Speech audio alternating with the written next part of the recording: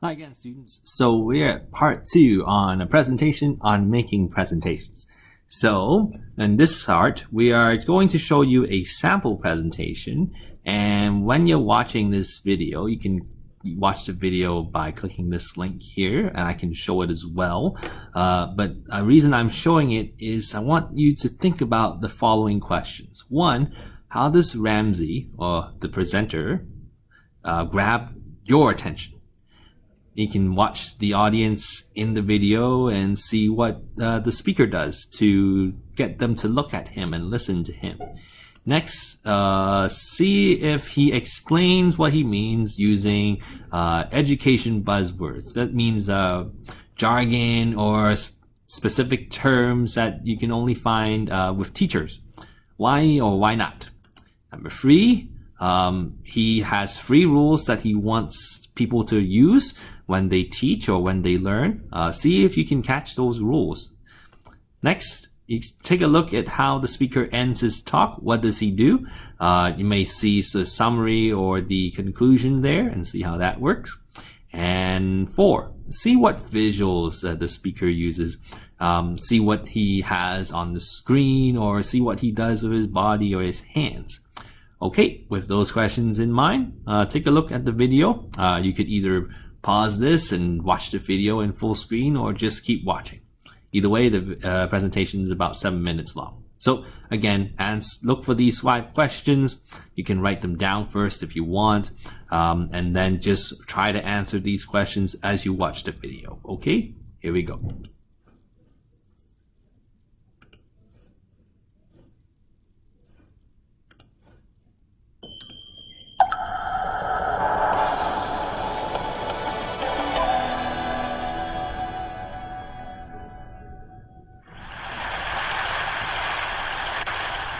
I teach chemistry. All right. So more than just explosions, chemistry is everywhere. Have you ever found yourself at a restaurant spacing out, just doing this over and over? Some people nodding yes. Recently, I showed this to my students, and I just asked them to try and explain why it happened. The questions and conversations that followed were fascinating. Check out this video that Maddie from my Period 3 class sent me that evening. Ready?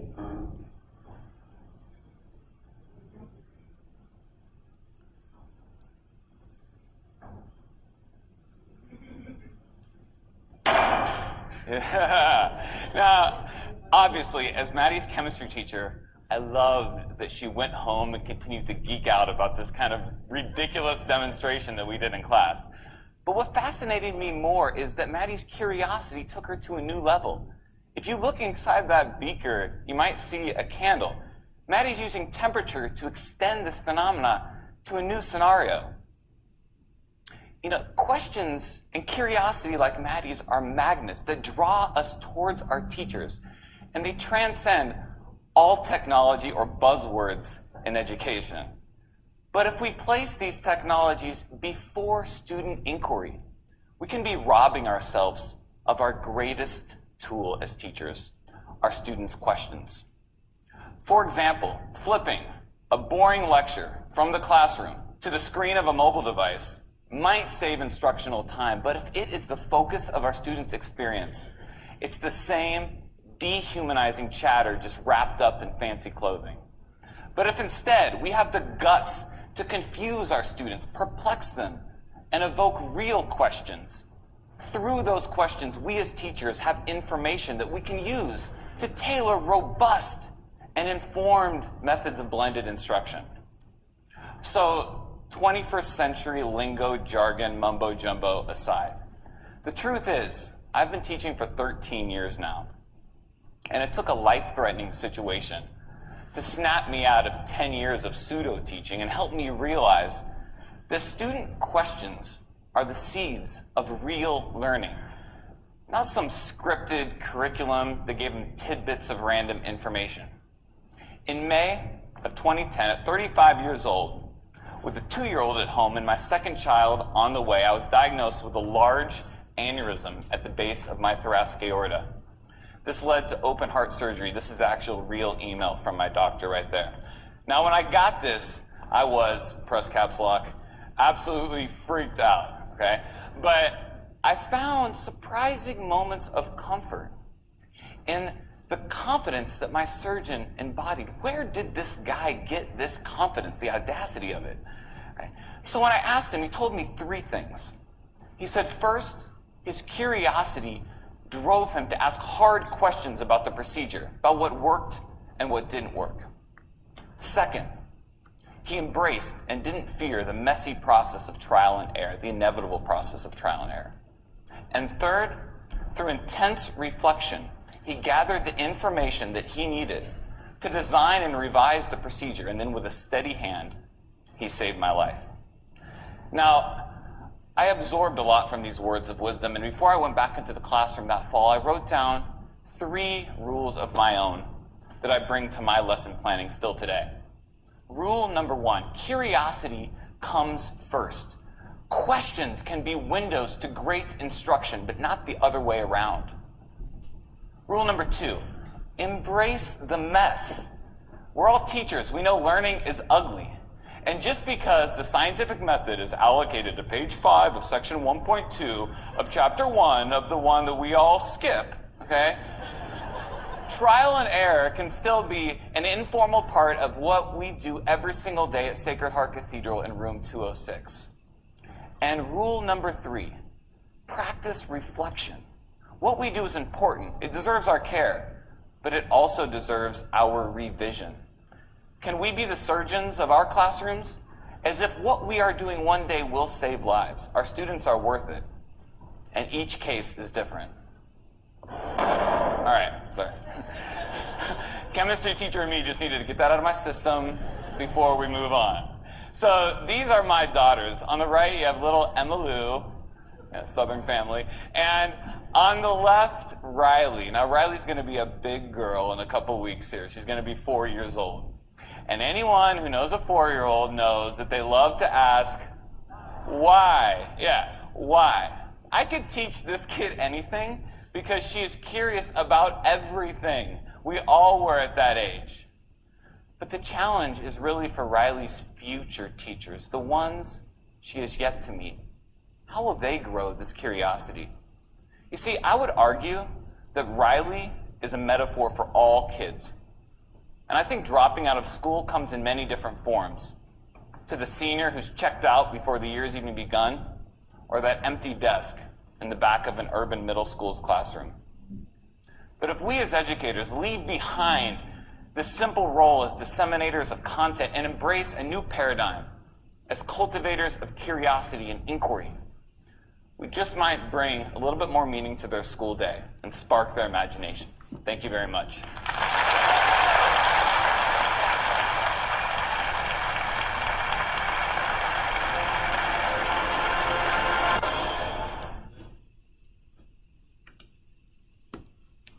Okay, so that was the video, and there the speaker, Ramsey, talked about how to encourage and build curiosity in children and people and help them learn. So if you look at the questions, 1 second. Oh, it wants to keep going. I'm going to just close that there. There you go.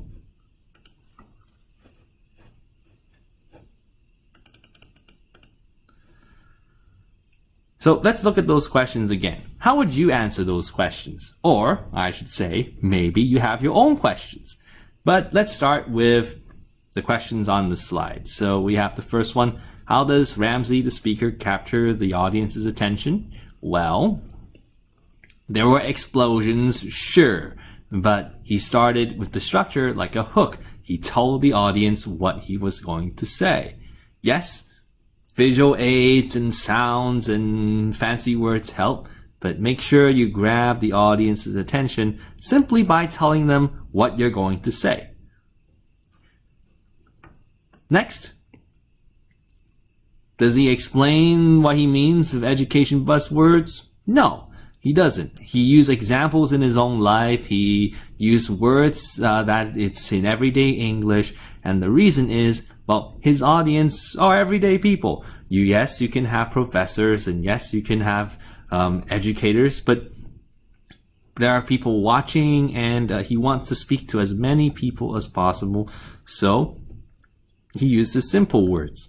And it would help you too. Use the words that you know. It's very common for international students or students who are new to a subject to want to use the words in the subject. They want to try it out. They want to practice those words. That's fine. But it's very hard for a student who is learning those words to try using those words and maybe not get it right. Yes, do practice, trial and error. Try them out. But remember, just know it would be harder for the audience to understand. So you have two options. One, you can try those words, understand them and paraphrase them. Or two, leave those words out altogether, but that won't work very well because you still need to make your point. So again, try to really make sure you understand what you're saying and use the words that you know. And if you're learning new words, then you have to try using it in sentences and really know the concepts. All right. So the 3 rules for the speaker, did you remember them? And see how he used them, how he showed what the 3 rules are. You would notice that in the first part, it wasn't his 3 rules that he used. He talked about the 3 things that his surgeon, the doctor, used to make sure he helped the speaker, recover from his tumor. The 3 rules that the surgeon used, well, the speaker Ramsey also used it in his way for teaching people. So if you remember the rules, they're right in the video. I'm not going to say it. See if you can remember it. And I want you to look for that connection between this doctor who helped him, what his 3 rules are, and what the speaker's 3 rules are when he uses them to teach. See if that helps you remember what he was talking about. In your case, when you're giving a presentation, when we give presentations, those 3 rules are like your 3 points. You want to make sure you tell the audience what you really want to say. Your 3 main points of the argument, those are really important. So make sure you're really clear on those points, and you have to say them, introduce them, and then you explain it and make sure you repeat it again as your conclusion as well. Again, this speaker, he ended his talk with a conclusion to summarize his points. Now, he doesn't say those 3 rules outright because he wanted to extend his talk about how his daughter is like every day. It's like students that we have every day, and we should really practice those rules for the next generation. However, in our case, it's okay to start by simply summarizing your points or even rephrasing your thesis statement. Something to help the audience remember what you said. Okay, and the last one, the visuals that Ramsey, the speaker, uses. Well, remember, the videos are very short, like a short explosion, boom, or a small graph or a letter saying that he had the cancer. He just highlighted the part that he had that tumor. No big graph or in the picture, no stats about showing how many people are not learning and stuff like that. He wants to focus on the rules, and so everything he used is to help that. Even that textbook was to show, okay, yeah, it's boring to read something like that and you have to find it on the page. He wants to show his point, and the visual aid helps him to talk about what he wants to say simply. Okay, so something for you to think about when you watch this presentation again and practice on your own. Maybe ask yourself these questions. So instead of saying, how does Ramsey grab the audience's attention? Maybe think about how you would grab your audience attention. Maybe think about how you would explain your essay, the terms. If you want to explain your terms clearly, think about the words you want to use. This one, well, what are your 3 main points to support your argument? Whatever that is, what are the 3 points that you really want to focus on? That the 3 things you want to spend 1 minute each on. Next, think about how would you conclude your talk? What strategies would you use? And think about the scripts that you have. You can summarize your presentation, the main 3 points, and that would be enough probably. How would you do that? And finally, would you include any visuals in your presentation? You may not, but think about the posture and the movements that you use. You would only do this by trial and error, like the presentation says. Ask questions. You can ask yourself those questions, post the questions on Canvas, anything. The more curious you are about this, the more effort you put into this presentation, the better you will do. Remember, not looking for a perfect presentation, but I want you to practice these skills, okay? And in this video, we got some questions that you can ask to help you. Okay, now there will not be a Q&A or question and answer segment in your presentation. If there's time, I would ask you 1 or 2 questions just to see how you would answer it. In any case, if you do have a chance to be asked a question, or you have a chance to take notes and ask questions, here's what you would do. If you are an audience and you're watching a presentation and your teacher asks you to take notes, well, here's what you can do. You take notes of the presentation. So it could be the same questions here. Like, what did the speaker talk about? How did the speaker say it? What are the 3 main points? How did he end the talk? What sort of visuals did he use? Write down questions that you have. Again, use questions. Questions help you learn. And then when you ask the question, just listen carefully to the presentation and listen to the speaker, so then you don't ask questions that the presenter has already asked. Ask questions that you want answers to that the speaker hasn't said. Now, this is a more likely scenario. If you were presenting and I asked you a question or somebody asked you a question, here's a strategy to help you. Okay, so think about the question for a brief time. You can paraphrase the question. That will give you time to think as well. However, you're acknowledging the question and then give a brief or clear answer. Don't say what you already said in the presentation, because that is not necessary. Usually people ask you questions that is not on the presentation. So answer clearly. Once you finish that, you can summarize your presentation again if you're allowed to. Okay? So this is your presentation assignment. Now this is from a previous semester, but here's some details that you can use. Okay, so the date is not November 27th. It's this Friday. Okay, so that's August 24th. All right, so it's 5 minutes long. Now you either submit a 5-minute video or you come to our final exam, and then there'll be a schedule for you to speak during the final exam. Okay, so 5 minutes each person. I'll give you 10 minutes of time to give a 5-minute presentation. Okay, your presentation must summarize your research essay. So use the scripts that you see on the slide. Include the parts that has a presentation, your body, and your conclusion. Now, this part is not necessary, but you can, if it helps you, you can bring your laptop or something just to show me, or you can send me the PowerPoint slide and I can use my laptop to show it for you. You can use slides up to 4 if you want that has images, charts, and graphs. Again, use the visuals only to help you, okay? As little text as possible. Okay, the marking scheme is a little different, so see the Canvas for the marking scheme.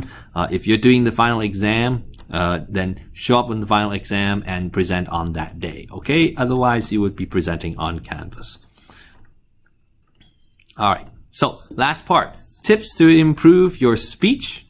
First, think about your audience. In this case, I want you to think about speaking to someone who wants to hear you and wants to hear what you have to tell them. That would help you get less nervous, okay? Don't worry about them judging you or marking you. I will be marking you, but don't think that. Just pretend and think you want to share what you know to someone who is listening.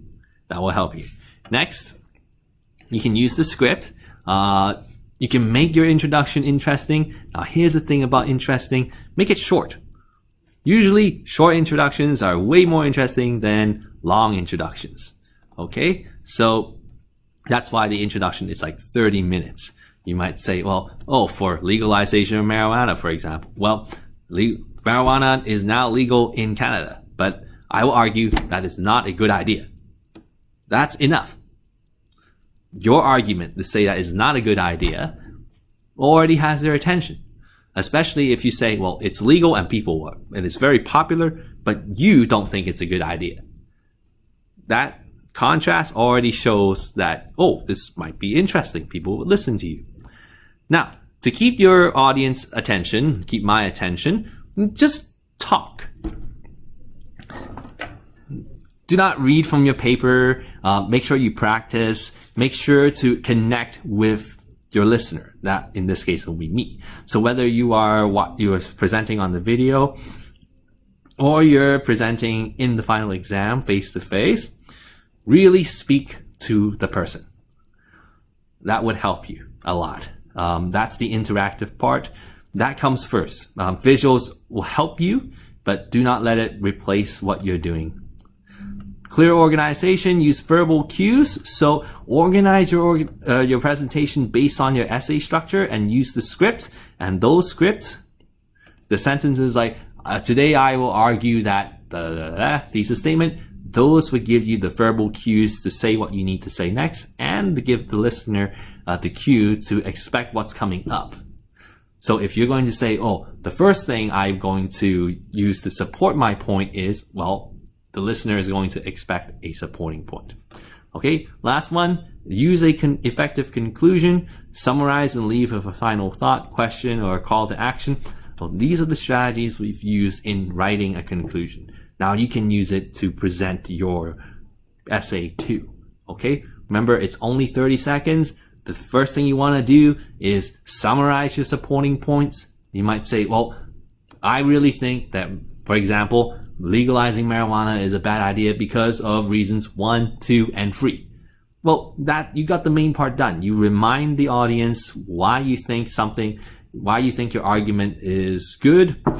You support your argument, and then maybe you add one more thing. Yeah, you might give a final thought. You might say, make a prediction, for example. Yeah, if marijuana, yes, it's legal now, but if we don't regulate it, then it will be worse than when it was not legal. Something like that. You would make a final statement after you summarize everything. That would take you 30 seconds. Make it a good finish so then the listener would remember your presentation and ask you questions later. Okay, it's a good thing when the audience asks you questions. Of course, that is to say, not the "what did you say" kind of questions. But if you made your presentation using these tips, using the scripts, organizing your thoughts, and keeping your presentation interesting and paying attention to the audience. And that reminds me, keeping your audience attention first starts with you paying attention to the audience. Very important. Don't get lost in thought. But if you do all these tips and practice, you'll have a very good presentation to start for your level. And you just keep practicing and practicing to improve your speech. Okay? Remember, these are tips to help you improve. Don't expect perfection. I'm not expecting perfection, but I expect you to practice and practice and practice and improve. I'm looking for improvement. Can't stress that enough. All right. So for your homework, to help you prepare, to help you improve along the way and practice those skills, here are the assignments you can do. Make sure you write your paper and prepare a presentation on it. You can prepare a video first. Use that as your practice. 5-minute video, upload it onto YouTube. Just be ready to send it to on Canvas, and then you're good to go. And then any extra time, if you present it on the final, well, that's practice. Good for you, right? You can show your presentation, and you probably get better marks that way because you practice. That's what I'm looking for. Number 2, read the article on Moodle about the lessons for your next presentation. Watch a TED Talk video so you can go back to that page and keep watching videos. Do the pages 157 to 160 in your course pack, and also read the question and answer session after presentation on Moodle, on Canvas. Okay, this says Moodle, it's a previous course, but really focus on number 1. Prepare your presentation. And number 3, 2 and 3, as well as 4, these will help you prepare for your presentation if you got the time. If you finish your essay early and you have time to practice for your presentation, your final exam is a practice of your skills, so you can't really study for it per se. There's no answers that you can memorize. It's the skills that you practiced from before. How to write opinion essays, and how to write summary essays, and how to write an argument essay. Okay, so use that time to practice making your presentation. Use the resources from 2 to 4 to help you, but focus on number 1, prepare your presentation for Friday. Okay, make sure you write your essay first. Use that essay to organize your scripts. So I'll go back to this slide here. Use this script to help you. It's called transitions. That should make it 5 minutes long. Record yourself on a video, upload it on YouTube. Be ready to send it on Canvas. You can even send it as practice. Okay, and then the final is going to be on Canvas. Then, yeah, you're ready for it all the more. All right. So, good luck on your presentations. Make sure you practice, and organize your thoughts and prepare for your presentation. If you have any questions, you can ask on Canvas or email me directly. I wish you the best of luck. See you soon.